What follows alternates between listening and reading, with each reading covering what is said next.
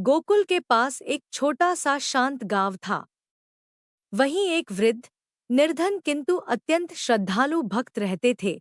उनका नाम था गिरधारी। उनके पास न धन था, न परिवार, न सुविधा।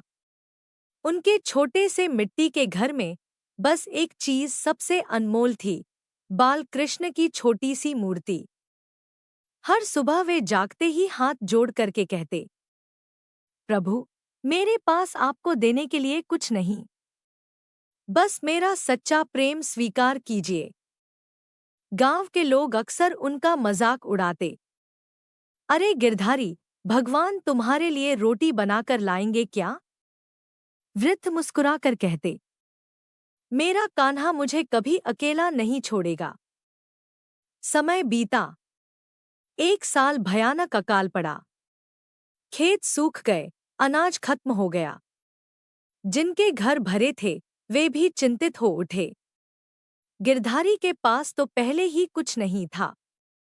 एक दिन, 2 दिन, 3 दिन वे बिना भोजन के केवल अपनी मूर्ति के सामने बैठे रहे। आंखों में आंसू भरकर बोले, कान्हा, आज मैं तुम्हें भोग भी नहीं लगा सका, मुझे क्षमा करना। रात गहरी हो चुकी थी। उसी समय गांव की गलियों में एक सुंदर, तेजस्वी छोटा बालक दिखाई दिया। उसके चेहरे पर अद्भुत शांति थी। वह घर घर जाकर कहता, माँ ने कहा है, ये अनाज उस वृद्ध भक्त के घर पहुंचा दो। लोग पूछते, कौन माँ? बालक बस मुस्कुराता। उसकी आंखों में अजीब सी दिव्यता थी। सुबह जब गिरधारी ने दरवाजा खोला तो वे स्तब्ध रह गए। उनके घर के बाहर अनाज की बोरियां रखी थी। वे रो पड़े। कांपती आवाज में बोले, कान्हा, तुम आ गए थे ना? वे भागकर अपनी मूर्ति के पास गए और देखा, मूर्ति के होठों पर मक्खन लगा था और चरणों में हल्की मिट्टी, जैसे कोई सचमुच चलकर आया हो। गिरधारी समझ गए, भगवान अपने सच्चे भक्त की पुकार अवश्य सुनते हैं।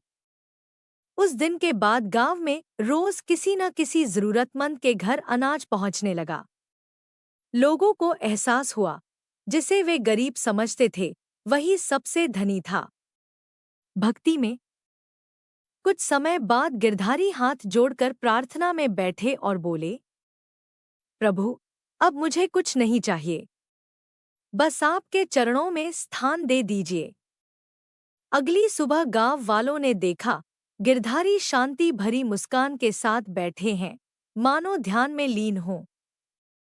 उनके सामने रखी बाल कृष्ण की मूर्ति से हल्का दिव्य प्रकाश निकल रहा था। गांव के लोग रो पड़े।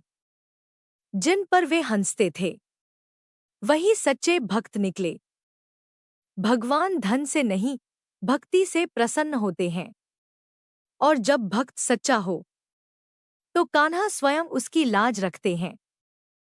अगर आपको ये स्टोरी पसंद आई है तो कमेंट में लिखो, जय श्री कृष्ण। और ऐसी ही भक्ति भरी कहानियों के लिए चैनल को लाइक, शेयर और सब्सक्राइब जरूर करें।